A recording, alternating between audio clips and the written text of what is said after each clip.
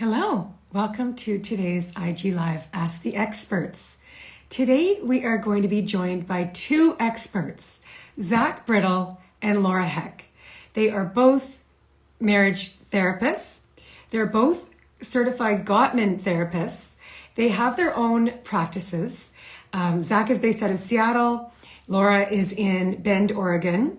And they have a podcast together called Marriage Therapy Radio, which is fantastic. I've been listening all week. And they've also written a workbook, and it's called Reconnect, a marriage counseling workbook. So we're going to be joined by both of them today to answer your questions. And I'm going to try to join two people at once. So let's see how this goes.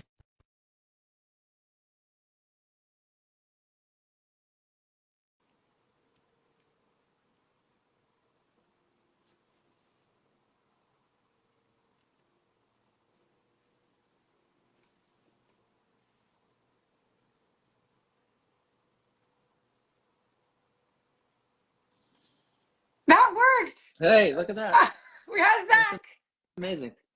So I wonder if there's only one a way to do have one person on lives. We've never done more than one. We should have tested this out before, Zach, but here I you don't go. I don't know. I don't know. Yeah, I don't know how to do Instagram. So I'm excited to be here and I don't know what's up with Laura, but maybe she's on her way.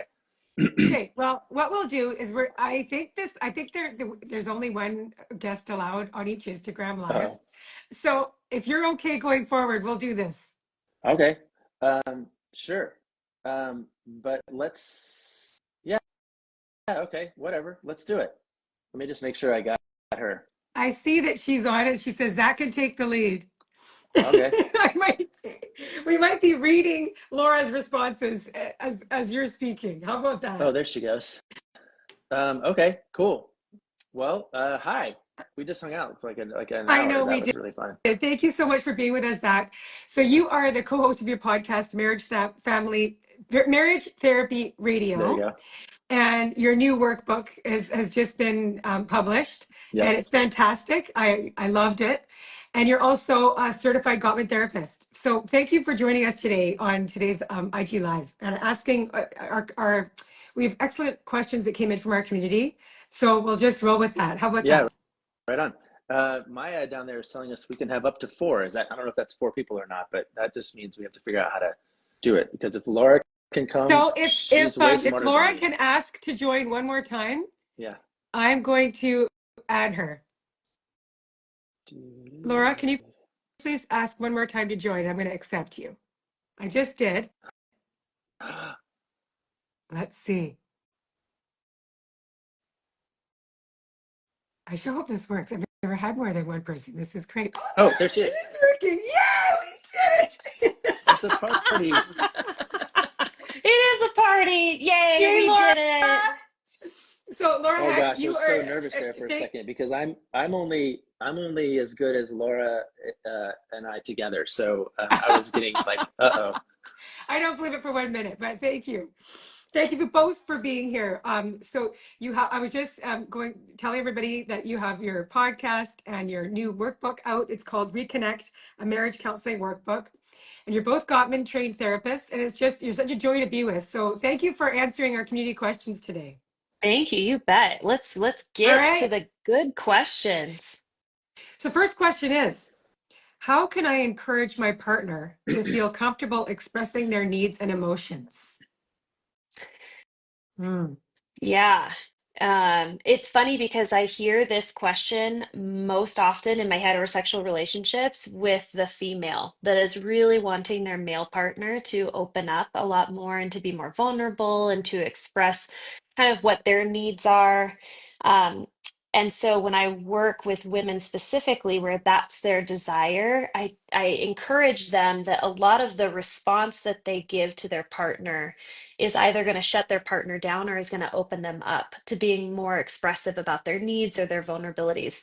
So I would start with focusing on kind of like what are you bringing to the table as like the listener. If you want your partner to be more expressive about their needs, then the next time your partner expresses a need, make sure that you are responding to that need that is encouraging them to continue to ask, even if you can't give them everything that they want. Like if I want my partner to say, take more time for himself. I want him to go out with the boys more often. I want him for him to ask, can I go on this weekend trip?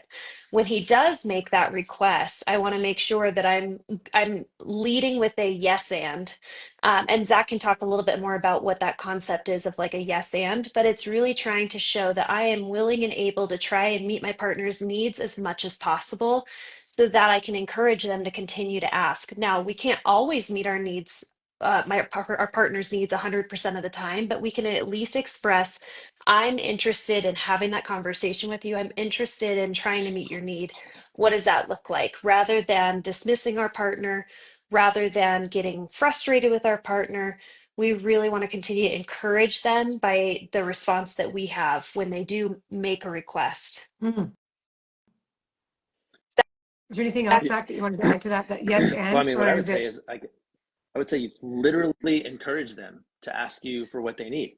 I think you can say, hey, my wife has a hard time asking for what she needs. She's just she loves other people so much. She wants to make Mm. sure other people, and she has a really hard time caring for herself. And I literally will look at her face and go, Rebecca, please ask me for what you need. I want to know. I want you to tell, like, is there anything that I'm missing right now? And so Mhm. just at Mm. the, like, I think all of this, actually anything we will say right now is really hard because relationship advice can't be generic. Like you can't be like, this is what you should do. This is what all No. people should do 100% of the time. But this is Mhm. what, I know. part of what you need to do is understand what your partner needs and how do they like to be encouraged. My wife needs me Oh, to explicitly say, please tell me what you want. I want to do it for you, you know? I Um, like that a lot. and I think, Laura, you said this, but it's sort of like the other thing that you have to do is make sure that when they do ask you for what you need, yeah. that's a successful experience for them, you Yeah. know? Um, Yeah. so Yeah. What steps can I take to become a better listener? Shut your mouth. Stop talking. have you guys heard Oh, that whole thing of people, sometimes interviewers will write wait on their arm and it's why am I talking, yeah. So like, Whoa. um, so it's really just about, I think, listening with something like actual curiosity and maybe even generosity. Like when you give somebody your ear, you give them your time, like think of it as a gift. That is maybe one way I would encourage people to become a better listener. Yeah. The other thing that I like to coach folks on is not just being a better listener, but being a non-defensive listener, is really trying to not only Mm. understand the other person's point of view by asking lots of good questions, but also listening for what you can agree with or where you both see eye to eye on. And it's like it's one thing to be a good listener, it's another thing to listen non-defensively. And if we're going to raise the bar, I would say shoot for the non-defensive listening. Zach, Well, did you have something you want to say? I got one. Follow me, please. Yeah. I like this one too. Assume that every single time your partner opens their mouth, they're talking about themselves. So it's kind of what Laura is saying about non-defensiveness. Like they're not talking about you, they're talking about themselves. So even if my Mhm. wife walks in the room and says, "Oh, you're driving me crazy," I could go, "I'm not driving you crazy. You're driving me crazy." Or I could go, "Wow, you sound really stressed." Seems like that. I mean, the information she's giving me is that she is upset or anxious, and I go, "Whoa, sound like you're upset or anxious." So just assuming that they're talking about themselves and not me is a great way to gift the listener with your attention. I have another thought that came to mind. And the idea is that, and this is a statistic that came out of Dr. Gottman's research, that about, let's just say, like you and your partner get home from work at the end of the day and your partner is dying to talk to you. The likelihood that you are going to be emotionally attuned and available to hear your partner is about 10%. That the two of you are both going to meet each other at the door and go, I'm emotionally available and ready to talk. And I'm also Mm. emotionally available and ready to listen. Like the level of attunement is so small that I think we want to set ourselves up for success by being a good listener, by checking in with ourselves and literally asking, like, what do I need right now? Like, am I in a space where I can actually devote time and attention, empathy, curiosity to my partner, or do I need to go have a hamburger and then come back to this conversation? So I would say, number one, just check in, make sure that you're in the right space to devote and attune to your partner in that moment. I think that's great advice. I've heard you talk about this on your podcast before around Mm, okay, not when you're hungry. Like if yeah, like I know that for instance, if I'm like starving, it's like no, no, no. yeah, I'm like I just need to eat, and then we can start. We get down to a great conversation here. yeah, But yeah, it's also being very like clear in your communication. This isn't totally. it. I'm busy right now. I'm very distracted, and honey, this is important to me. Can we please talk in 10 minutes, or in an hour from now, Yeah. something like that. It's just right. Communication is so key. Hmm. So, what practical habits can we build together? You talk a lot about this in your workbook to encourage regular, meaningful conversations. Mm. Practical habits, building it in. Anything, Zach? Well, I think that one of the things about the book that we emphasize, and I think it comes actually again from the work that we've done with the Gottman Institute, is that I think conversations that you're having that don't have a clear purpose can be really confusing, or they don't have a clear like understanding of the rules can be really confusing. I think if it's not a good time for somebody, then that's not gonna go well. So in terms of setting up conversation for success, I love, love, love the question, is now a good time? Yeah, Like, is now a good time? Because if it's not, don't have it. I mean, it's yeah, just, Right. um, and if it is a good time, if somebody says, hey, is now a good time to talk about the budget, for example, or talk about money, then I still want to know, like, okay, what are we talking about? Are we talking about the budget? Are we talking about retirement? Are we talking about just some anxiety that you have? Are we talking about, because if we go in with different agendas, or we hmm, go in with different ideas about what we're talking about, we're not having the same conversation, you know? And so part of it yeah, is making sure that we know what we're talking about, and you just sort of set that up for success. And in the book, we have some pretty scripted conversations that have been rolled out for the purpose of like making sure we know what we're talking about and why. Um, but I think it just in general, it's important to know like what's the context here. What do you think, Laura? hmm. Well, it just reminds me of the 3Ds that you talk about of when couples Mm, come together and they start a conversation, is making sure that everybody knows, are we dreaming? Are we discussing? Or are we deciding? And just it's like Mm.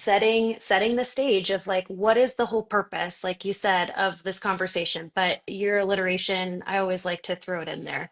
Dreaming, mm-hmm, deciding, discussing, or dreaming, discussing, deciding. The other healthy habit is just getting rid of distractions. And I have noticed that even though I put my phone away, I still have a watch that's constantly buzzing. And my husband caught me the other day. We were having a conversation and I kept flipping my wrist over because I kept getting notifications.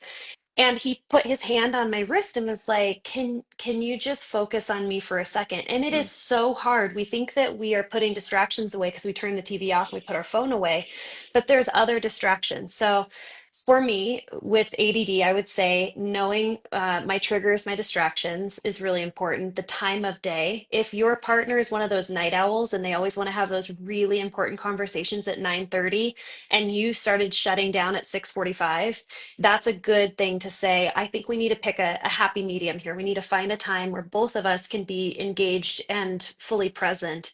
And it's definitely not 9:30 at night for me. Just healthy Yes, habits. Yeah. that's Oh, great.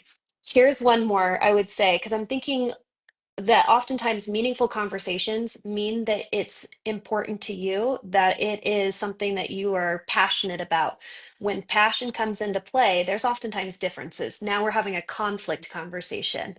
And I like leading meaningful conversations with identifying, here's something that you may not know that is a little bit of backstory on me of what's coming to the table. If we're going to talk about money, I might say, you probably don't know this, but I just wanted to let you know. I know we're talking about money.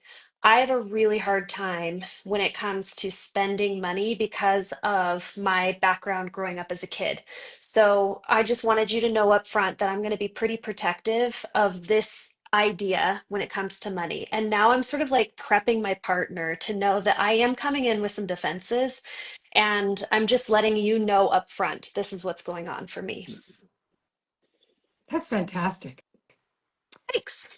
How can I stay open and curious when my partner shares something that challenges my own beliefs?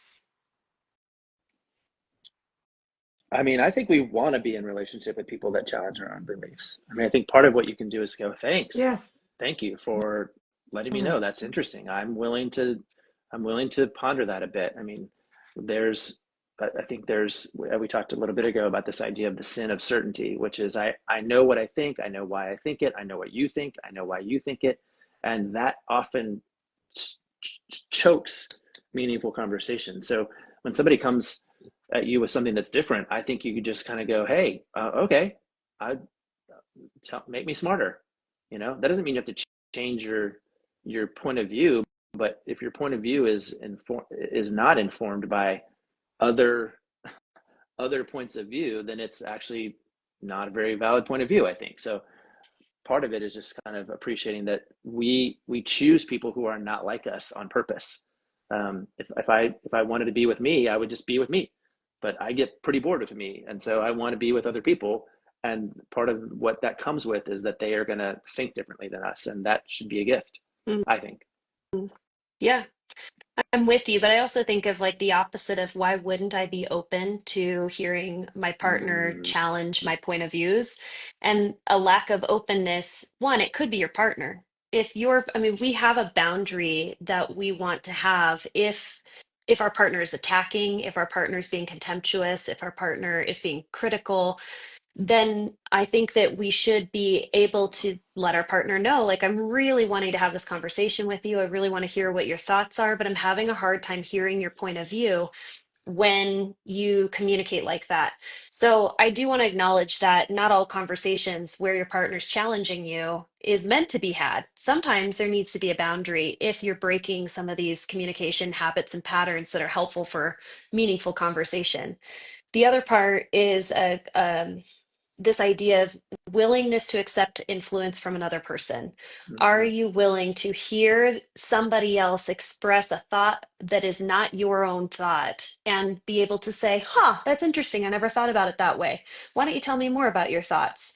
Doesn't necessarily mean you have to take on that as your own thought, but that you're willing to hear it. And I think that's the difference is that you don't have to change your thoughts and opinions, but the willingness to have a conversation and hold space for another person's point of view. Right. This actually is, I think, ties into what you're just talking about around how can I approach disagreements with a focus on understanding rather than winning? So is it just asking more questions? Like, let's say you're just coming, you're definitely disagreeing about something. Mhm. Um, is that where the curiosity piece, just, just being way more open-minded and asking, okay, just tell me more about that. Like, I need to understand your point of view better. Like, just some language.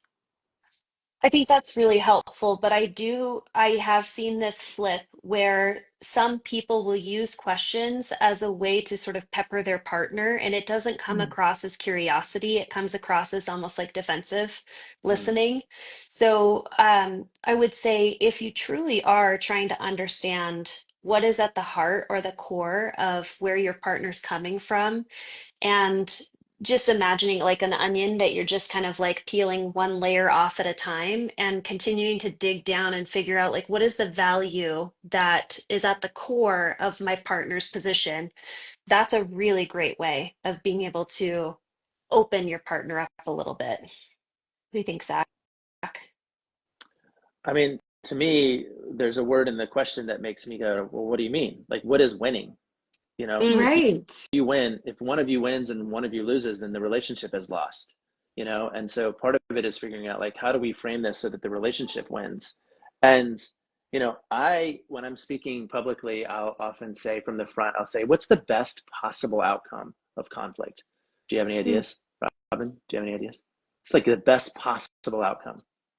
That's possible. Well, I know what I've learned from you this week. What is It's not about resolving that conflict. It's more about repair. Well, yeah, I think the best possible you're outcome Such a is good makeup student, sex. Robin.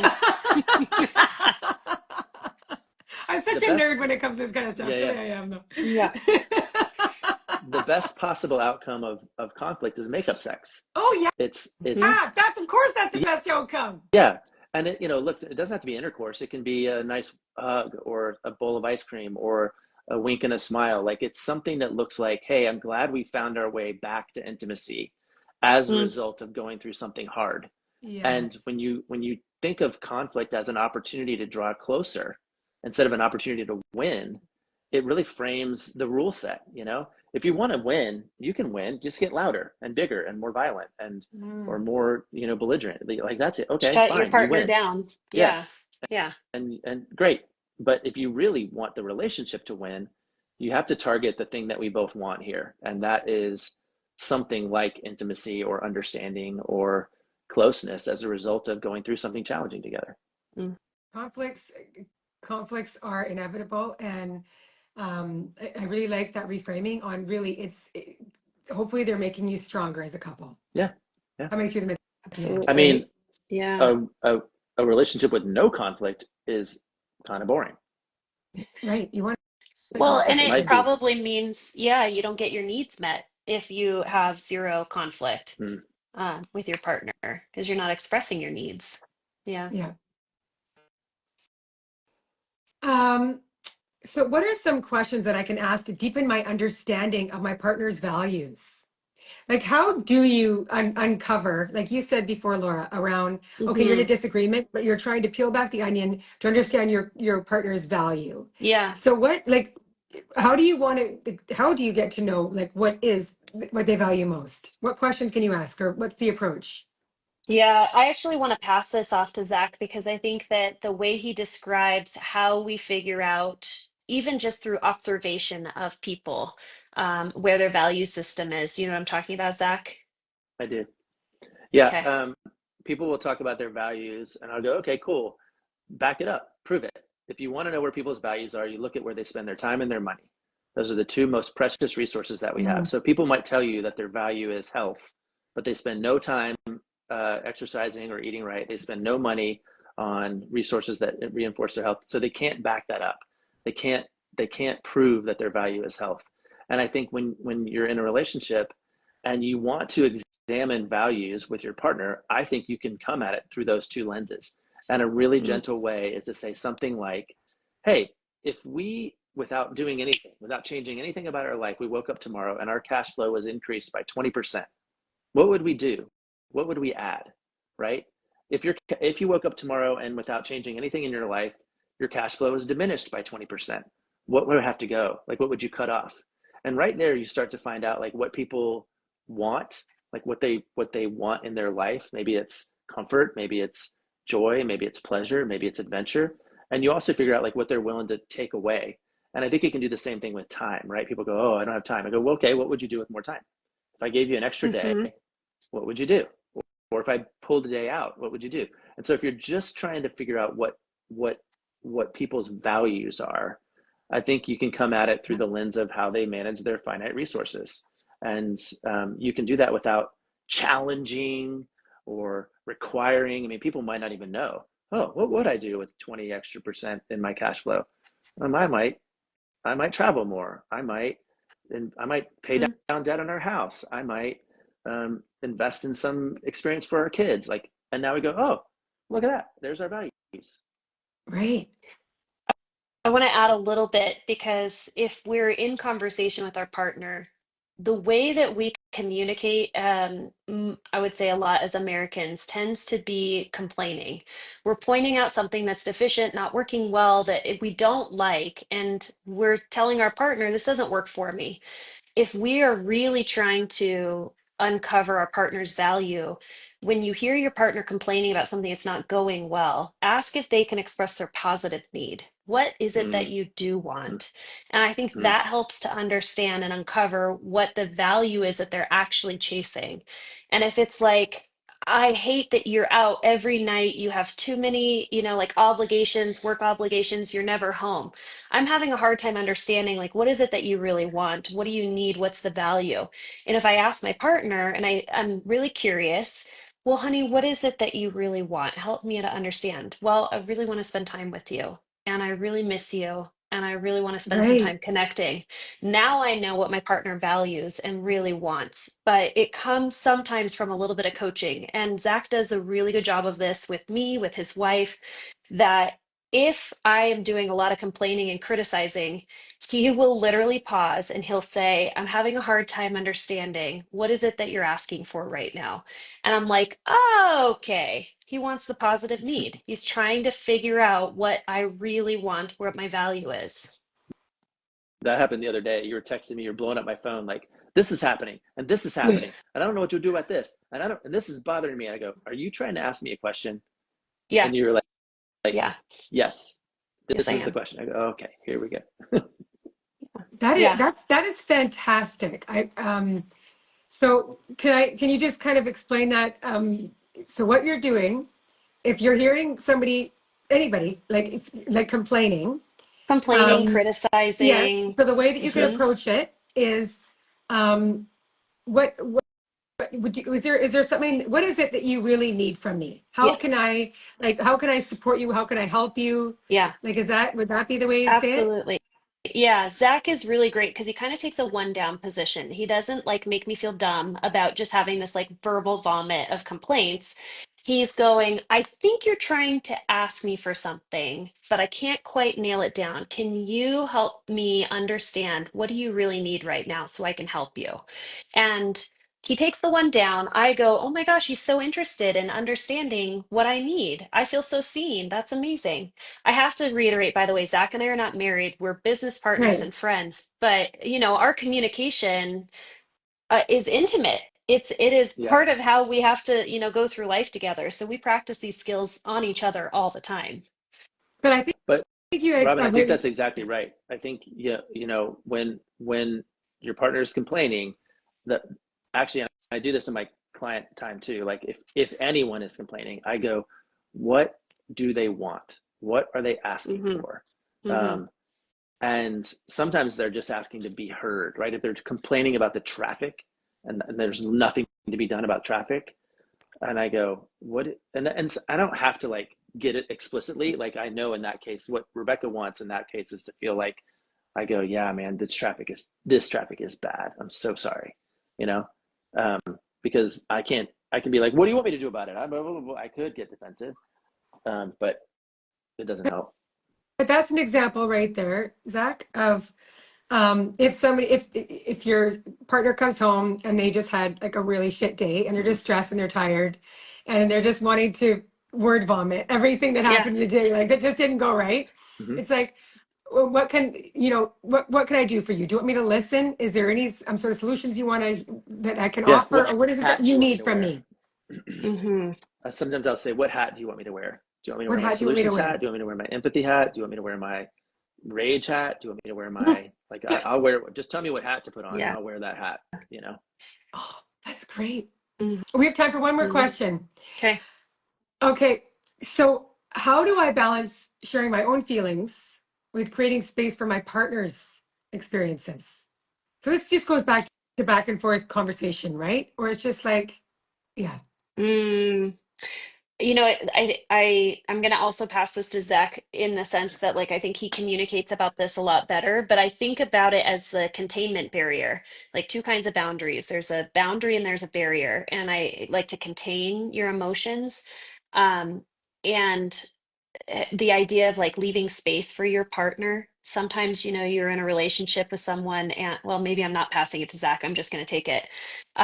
But the idea of like keeping in mind that if your partner is someone who doesn't necessarily take up space, doesn't share their emotions, doesn't open up very often, and maybe you are highly expressive, you love to emote, is being able to understand like what is the amount of containment that I need to have in order to still continue to create a safe space for my partner.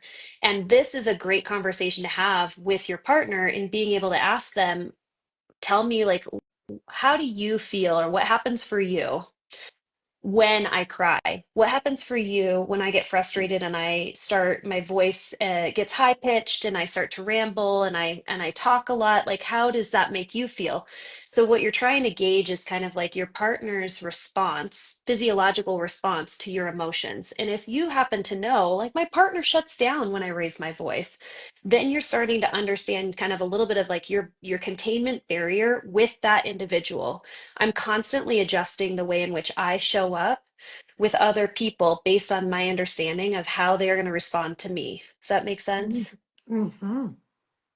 I don't know if I passed it to you at all, Zach. I'm sorry. No, I think I think that's the heart of the question is how do we create space for one another? And that's where I go back to this question of is now a good time?